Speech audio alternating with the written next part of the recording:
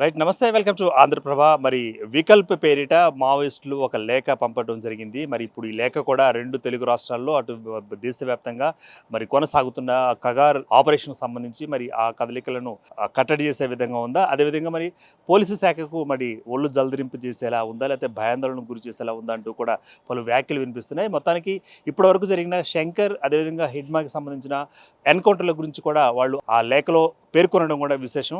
అంతకుముందు కూడా ఒక 2 మావోయిస్ట్ లేఖలు గతంలో వెలువరించినప్పుడు అందులో కూడా అదేవిధంగా 2 రాష్ట్రాల పోలీసులకు కూడా ఒక హెచ్చరిక జారీ చేసిన క్రమం ఉంది. అటు తర్వాత మళ్ళీ ఇంకొక మావోయిస్ట్ లేఖను జారీ చేసిన క్రమంలో మరి అది హిడ్మాది బూటకపు ఎన్కౌంటర్ అంటూ కూడా మరి మావోయిస్టులు పేర్కొన్న సంగతి మనం గమనించిందే గతంలో కూడా. మరి ఇప్పుడు తాజాగా వికల్ప్ పేరిట మరి మావోయిస్ట్ లేఖ ఇప్పుడు రావడం కూడా తాజాగా సుమారు 12 మంది వరకు ఎన్కౌంటర్ అయ్యారంటూ కూడా మరి ఇప్పుడు ఛత్తీస్గఢ్ సుక్మా అదే బీజేపూర్ జిల్లాలో కూడా తాజా మనం ఆ వార్తకు సంబంధించిన ఐటెం కూడా ఇవ్వడం జరిగింది. అయితే దీంట్లో మరి ఇప్పుడు ఇచ్చిన ఈ యొక్క లేఖ సారాంశం కానీ మనం చూసినట్లయితే దండకారణ్య స్పెషల్ జోనల్ కమిటీ ప్రతినిధి వికల్ప్ పేరిట ఈ యొక్క ప్రకటన రావడం జరిగింది. ఇందులో హిడ్మా శంకర్లు వారికి సంబంధించిన ఎన్కౌంటర్లు పూర్తిగా ఇవి బూటకపు ఎన్కౌంటర్లు అంటూ ఆ ఎన్కౌంటర్ సంబంధించిన మరి తాజా సమాచారాన్ని ఈ యొక్క మావోయిస్ట్ లెటర్లో కూడా ఇవ్వడం జరుగుతుంది. సో బూటకపు ఎన్కౌంటర్లు ఇవి. సో మరి ఆ ప్రభుత్వమే మరి వారిని మట్టుపెట్టింది, వారిని పట్టుకొని మట్టుపెట్టిన క్రమం ఇది. సో బూటకపు ఎన్కౌంటర్ ఇది, అంతేకాని రియల్గా జరిగిన ఎన్కౌంటర్ కాదంటూ కూడా మరి వికల్ప్ ఇందులో పేర్కొన్నట్లుగా మనకి సారాంశం వినిపిస్తుంది. ఇక హిడ్మా శంకర్లను ఎన్కౌంటర్ చేయలేదు, ఇది పూర్తిగా బూటకపు హత్య అని కూడా మరి ఆయన పేర్కొనడం జరుగుతుంది. అంటే పట్టుకున్న వారం రోజుల పాటు వారి ఆధీనంలో ఉంచుకున్న తర్వాత సమాచారాన్ని మొత్తం రాబట్టుకున్న తర్వాత వారి చిత్రహింసలకు గురి చేసిన తర్వాత ఆ తర్వాత వారిని కూడా మరి పట్టుకొని కాల్చి చంపడం జరిగింది అంటూ కూడా ఈ ఎన్కౌంటర్ గురించిన మరి తాజా పరిణామాలు, తాజా కీలక అంశాలను కూడా వికల్ప్ తన యొక్క లేఖలో పేర్కొనడం మరొక అంశం. ఇక ఏపీకి చెందిన కలప వ్యాపారుల ద్రోహంతో వీళ్ళు పట్టుబడ్డారు అంటూ కూడా మరి మరొక లీకేజ్ ఇవ్వడం జరిగింది. సో మొన్న హిడ్మాకి సంబంధించిన ఎన్కౌంటర్ క్రమంలో మరి వీళ్ళంతా కూడా ఏపీ వెళ్ళినట్లుగా, ఏపీలో మరి అక్కడ మాటు కాసిన లేకపోతే మాటు వేసిన పోలీసులకు వీళ్ళు చిక్కినట్లుగా, ఎదురుగా తారసపడ్డట్లుగా, అక్కడ అడవుల్లో కూడా దొరికినట్లుగా మరి సమాచారం అందుతోంది. అయితే ఇక్కడ కీలక సమాచారం మరి వికల్ప్ పేరిట ఇప్పుడు అందుతున్న లేఖలో కూడా మరి ఏపీకి సంబంధించిన ఒక కలప వ్యాపారి యొక్క హస్తం ఉంది ఇందులో. సో మరి ఆ హస్తం మేరకే, ఆయనకున్న సమాచారం మేరకే పోలీసు శాఖకు కూడా అది అందించడం జరిగింది. ఒక మాటలు చెప్పాలంటే ఆ కలప వ్యాపారి ఇక్కడ ఇన్ఫార్మర్గా వ్యవహరించారంటూ కూడా వికల్ప్ చెప్పకనే చెప్పిన పరిస్థితి.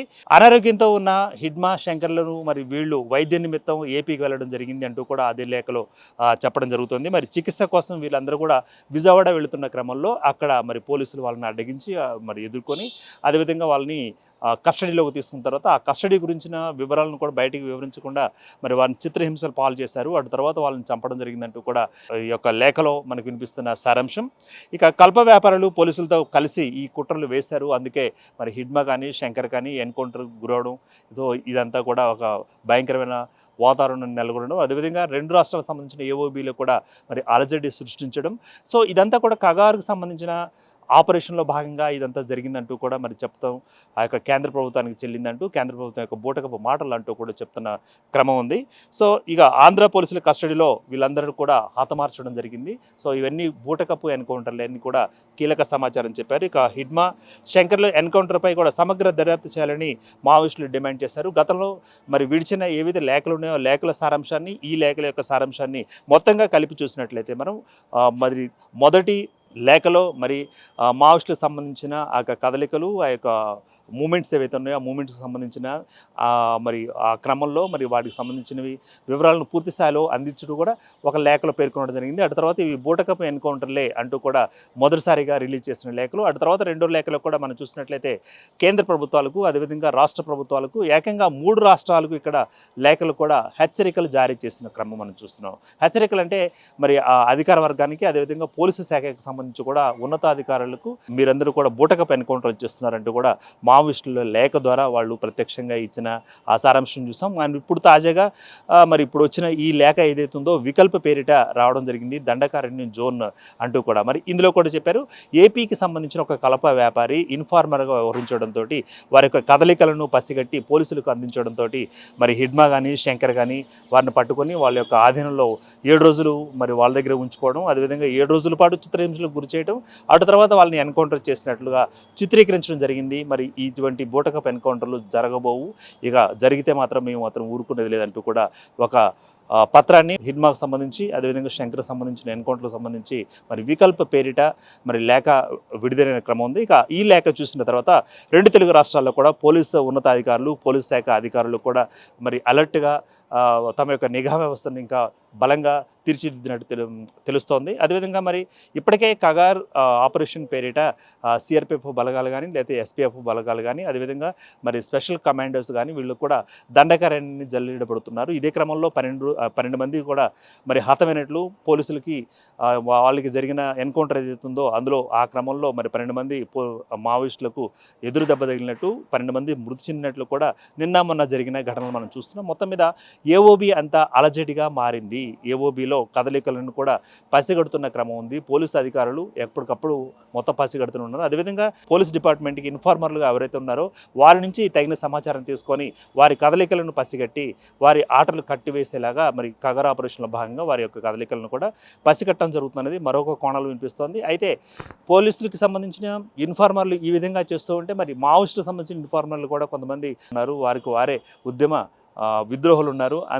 అందుకే మరి హిడ్మాకు సంబంధించి కానీ, మరి శంకర్కి సంబంధించి కానీ, అంతకుముందు కొన్ని లొంగిపోయిన మావోయిస్టులకు సంబంధించి కానీ కీలకమైన సమాచారాన్ని వాళ్ళు అందించడం జరిగింది. అందుకనే మరి ఈ బేస్లో ఈ విధంగా మరి ముందు కార్యకలాపాలు జరుపుతున్నారు. అయితే మొత్తం రానున్న కాలంలో కూడా మావోయిస్టుకి సంబంధించిన మరి కదలికలను పూర్తి స్థాయిలో కట్టడి చేసేందుకు దాదాపు 70 నుంచి 80% తన యొక్క ఆపరేషన్ పూర్తి చేసుకుంటున్న క్రమం ఇది. 2026 కల్లా ఈ కగర్ ఆపరేషన్ని టార్గెట్ పెట్టుకుని కేంద్ర ప్రభుత్వం ముందుకెళ్తున్న క్రమంలో వారు మట్టు పెడుతున్నామా, లేకపోతే ఎన్కౌంటర్ చేస్తున్నామా, అదేవిధంగా లొంగిపోయేలా చేస్తున్నామా, ఆయుధాలను కూడా స్వాధీనం చేసుకుంటున్నామా అన్న క్రమంలో కేంద్ర రాష్ట్ర ప్రభుత్వాలు, అదేవిధంగా కేంద్ర ప్రభుత్వం ముఖ్యంగా రాష్ట్ర ప్రభుత్వాలతోటి సమన్వయం చేసుకుంటూ కూడా ఆపరేషన్ పూర్తి చేసే క్రమం ఉంది. అయితే అప్పుడప్పుడు వెలువడుతున్న లేఖల పట్ల కూడా ఆందోళన వ్యక్తం చేస్తుంది పోలీస్ శాఖ. దానికి సంబంధించినగా తన బలగాన్ని పెంచుకోవడం, తన నిఘాను పెంచుకోవడం, అదేవిధంగా మావోయిస్టు యొక్క కదలికలను కూడా పసిగట్టి ముందుగానే, అంటే ఇందులో హై ఎండ్ టెక్నాలజీ ఉపయోగించడం జరుగుతుంది. సో శాటిలైట్ మ్యాప్స్ ద్వారా, శాటిలైట్ ఇమేజెస్ ద్వారా, శాటిలైట్ టెలిస్కోప్స్ ద్వారా కూడా మరి మొత్తం అంతా వాళ్ళ యొక్క కదలికలను బట్టి దండకారణ్యం అంతా జల్లెడబడుతుంది. సో రానున్న కాలంలో కూడా మావోయిస్టుల యొక్క పూర్తి స్థాయిలో కదలికలను మట్టు పెడతామంటూ కూడా మరి కేంద్ర ప్రభుత్వం చేసిన ఒక శపథం ఏదైతుందో అది దాదాపు మరి అది విజయవంతం కాబోతుంది. ఈ క్రమంలో కూడా కొంతమంది లొంగిపొండి అంటూ కూడా మరి ఎవరైతే మాజీ మావోలు ఉన్నారో ఇప్పుడు మల్లోజుల వేణుగోపాల్ కానీ, అదేవిధంగా మరి మిగతా సీనియర్ నాయకులు కూడా పోలీసుల దగ్గర లొంగిపోయి మరి ఈ యొక్క ఆపరేషన్లో భాగంగానే మేము లొంగిపోయాం, మీరు కూడా జనజీవన స్రవంతిలోకి రండి అంటూ కూడా వాళ్ళు ఆహ్వానం పలికారు. మరోప్రక్క కొంతమంది లొంగిపోవడం జరుగుతుంది. ఇటు ఆంధ్ర, ఇటు తెలంగాణ రాష్ట్ర ప్రభుత్వాలు కూడా పోలీసు ఉన్నతాధికారుల ముందు వాళ్ళు కూడా లొంగిపోవడం జరుగుతుంది. మరికొందరు ఎన్కౌంటర్లో హతం కాబడుతున్నారు. సో మొత్తానికి దాదాపుగా మరి ఈ యొక్క ఉద్యమం అనేది, మావోయిస్ట్ ఉద్యమం అనేది రూపు మారబోతోంది, మొత్తం మీదుగా మట్టు పెట్టబడుతుందంటూ కూడా ఈ క్రమంలో వస్తుంది. ఇక తాజాగా వస్తున్న లేఖల గురించి అప్పుడప్పుడు మరి తగు చర్యలు తీసుకుంటున్నారు కేంద్ర ప్రభుత్వం సంబంధించిన సిబ్బంది, అదేవిధంగా బలగాలు, అదేవిధంగా పోలీసు శాఖ ఉన్నతాధికారులు. ఈ క్రమంలో కూడా తాము ఇంకా యాక్టివ్గా మారతామంటూ కూడా పోలీసు అధికారులు చెప్తున్నమాట. కెమెరామెన్ సతీష్తో దుర్గా.